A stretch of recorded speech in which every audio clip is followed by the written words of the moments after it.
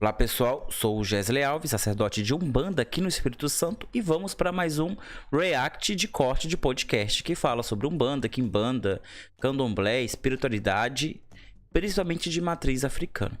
Se você gosta desse conteúdo, já se inscreva no canal e deixe o seu like e por favor compartilhe com um macumbeiro amigo e traga ele aqui para o nosso canal para ele assistir os nossos reacts, tá bom? Hoje é um react lá do Isso Não É Podcast. Gosto muito desse podcast, o pessoal é bem coerente e vamos pro vídeo. Para nós, assim, a gente faz na Umbanda, existe muito sincretismo. A gente acredita que Jesus foi o Mestre Jesus em vida que teve aqui, Jesus. E a gente sincretiza Jesus, né, que foi, na época foi os escravos, né, que eles não podiam louvar os orixás, então eles sincretizavam. Então, teoricamente, a gente chamava Jesus de Oxalá, que é um orixá chamado Oxalá, com as características de Jesus, da fé, né, que prega a fé e o amor. Então, mas só que a gente vai aprendendo, vai evoluindo, e a gente sabe que Jesus é Jesus, né? Oxalá é um orixá, é Oxalá. Só que você vai dentro do nosso terreiro, tem lá a imagem de Jesus lá. Só que a gente chama de Oxalá, sincretiza. Mas a gente tem entendimento verdadeiramente hoje que Jesus foi uma pessoa, um ser humano que esteve aqui na Terra, né, que já virou um mestre, já transcendeu, e Oxalá é um orixá. Então são diferentes, né? A gente só sincretizava como Nossa Senhora da Conceição, a gente sincretizava no orixá Oxum. A gente sincretiza, na verdade, né? A gente tem as imagens lá. Porque a gente foi ver que isso veio do catolicismo, que os negros tinham que fazer isso, né? Ou eles não podiam louvar os orixás. Então tava lá a imagem da Nossa Senhora da Conceição, ou Nossa Senhora Aparecida, né, que a gente também sincretiza como Oxum, tá lá, só que eles cantavam a Nossa Senhora Aparecida e aí Oxum. Entendeu? Mas só que a gente entende que são diferentes. Santo é santo, orixá é orixá. É totalmente diferente. E vocês acreditam numa ressurreição de Jesus? A gente ouve muito isso falar, né? Ouve. Principalmente dentro da igreja evangélica, né? Sim. Então, a gente escuta existe tantas polêmico, teorias, né? Tantas teorias, mas eu não acredito, assim, Jesus... Só uma pausa aqui. Sobre o sincretismo que ele estava falando ali, isso é muito importante. Mas, infelizmente, até mesmo sacerdotes como ele, que é um escritor e um sacerdote tradicional, não para estudar sincretismo. O sincretismo parece que ele foi um ponto na história do Brasil. Pronto, é esse ponto aqui que acontece sincretismo. Daqui a gente só vai ter elucidação do fato do sincretismo só em 2022. Não, existe uma história galgada em etapas sociólogas aí da interação dos povos indígenas, africanos, com o catolicismo, com toda essa sociedade europeia que vem para cá também, que devagar vai criando o sincretismo por um motivo, depois o sincretismo por outro motivo, depois um sincretismo por outro motivo, e vai se costurando essa narrativa da religião que vem surgir aqui no Brasil, que não é só Umbanda. Outras religiões também vieram a surgir aqui no Brasil, outras vingaram, outras não, mas o contexto religioso é o mesmo, tanto que a gente vê católicos que vão para Umbanda, umbandistas que vão para a igreja evangélica, evangélicos que vão para Quimbanda, e assim acontece naturalmente, que o brasileiro é tudo junto e misturado. Algumas pessoas que são intolerantes, que não aceitam participar de outras coisas a não ser aquilo que elas realmente querem ali.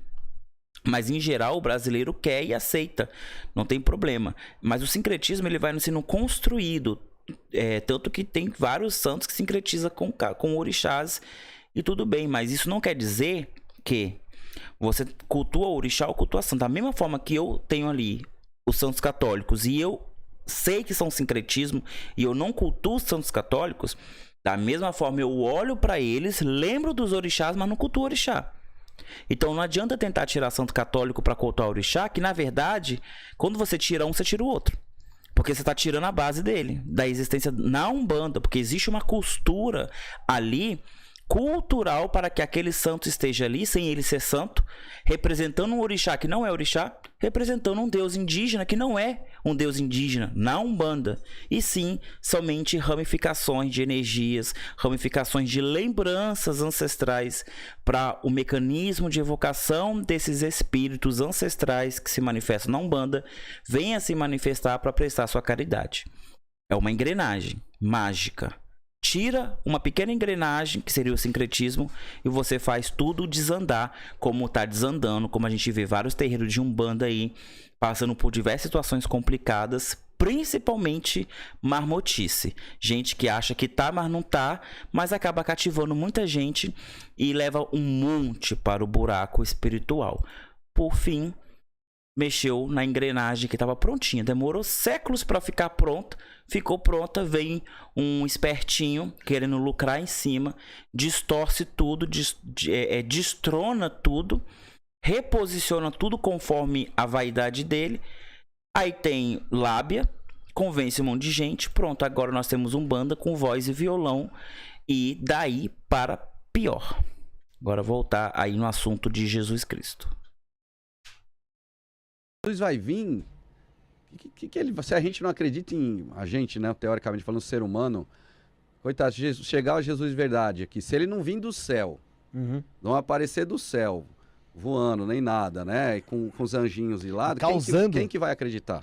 Exatamente. Jesus é taxado de louco, de charlatão. Então, entendeu? Porque a gente, o ser humano acreditar em algo, ele precisa ver para crer. E ser humano, nós estamos num mundo tão louco que pai mata filho, filho mata pai, existe essa loucura.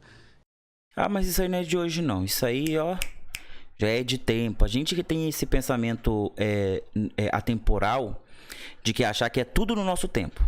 Pronto, é só o nosso tempo que os jovens são rebeldes. É só no nosso tempo que as crianças são mais inteligentes. É só no nosso tempo que tudo tá acabando. Não, isso... Desde a época da caverna o mundo já ia acabar. Desde a época da caverna o adolescente era rebelde. Pai matava filho, filho matava pai, mulher traía, homem traía. A safadeza sempre ocorreu na humanidade. Só que a gente tem a impressão que é no nosso tempo, que é o tempo que nós estamos vivendo, né? Que eu não desacredito, né, nessa questão, se a Bíblia fala, eu nunca estudei isso. Mas meu pensamento, para ele vir, é tipo assim, ó, vai bater na porta, ó. Já deu tempo de vocês. Ele vai vir pra... Acabou, gente. Já deu foi. tempo de vocês. Vocês não deram um tempo, vocês não evoluíram. Vamos resetar aí e começar do zero. Porque é fogo. Porque se a gente vê, a gente não evolui em nada. Não evolui em nada. A gente não evolui em nada. Discordo. Evoluímos pra muita coisa. Evoluímos, regredimos e tal. E como nação... E como pessoas, a evolução é medida de forma diferente, até como humanidade. Então, como humanidade, evoluímos pra caramba, porque antes de Cristo era uma sociedade, pós-Cristo era outra sociedade, e agora é outra sociedade. Então, século pós século, a sociedade vai mudando e vai se transformando, mas isso não é graças a Cristo, é graças ao próprio desenvolvimento da humanidade. Então, uma hora a gente ia parar de matar uns aos outros porque ficávamos cada vez mais vulneráveis por causa disso.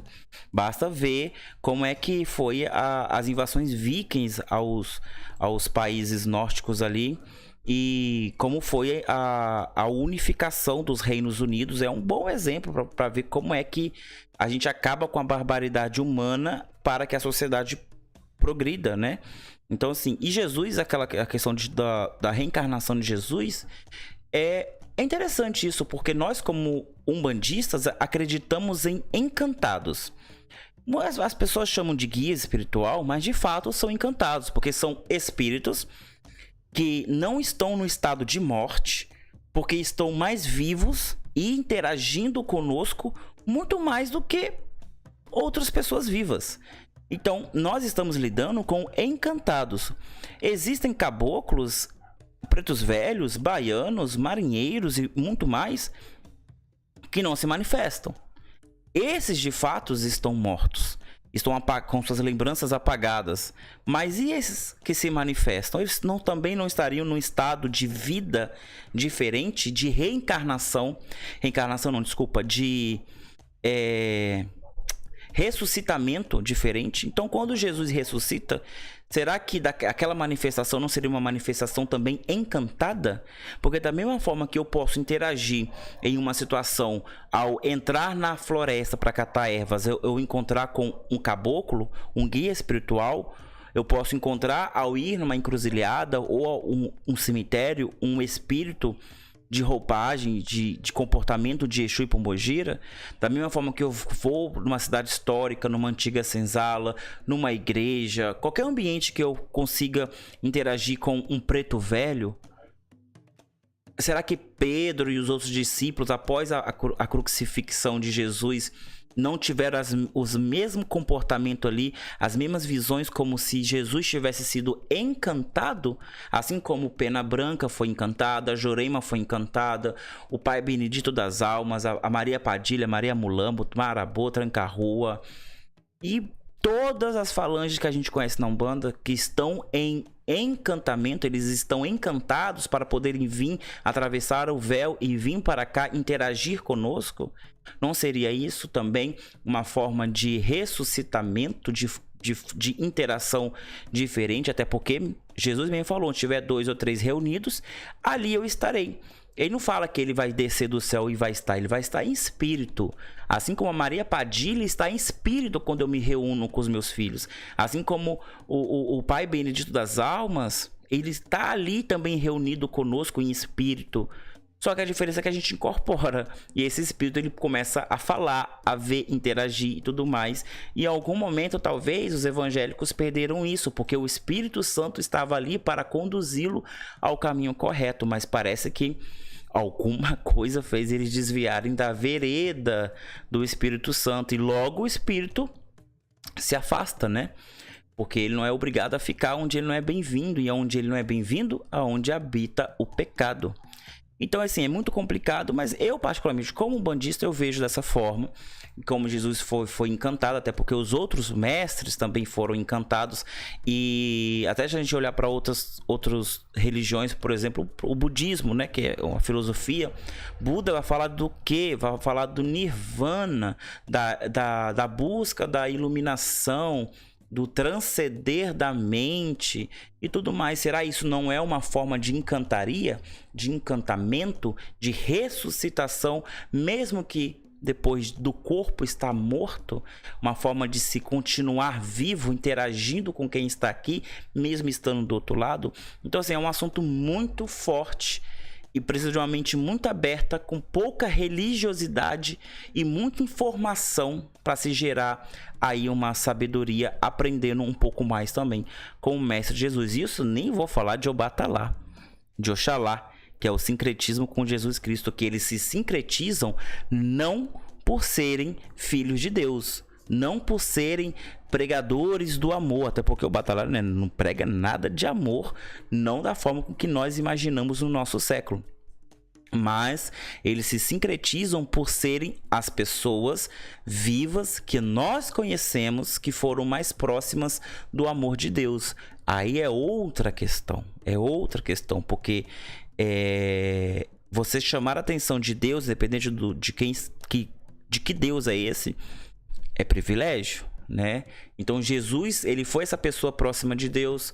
Obatalá foi essa pessoa próxima de Deus, por isso ele se torna um orixá e ele vai influenciar muitas nações, ganhando vários títulos como Oxalá, Oxalufã, Oxaguiã, Babadjalá e muitos outros títulos, porque ele foi grande o suficiente, cheio de sabedoria e paciência para conseguir galgar toda essa história e fortalecer. Então, por estar próximo de Deus, sincretizamos Oxalá com Jesus, não porque eles pregam o amor, tá bom?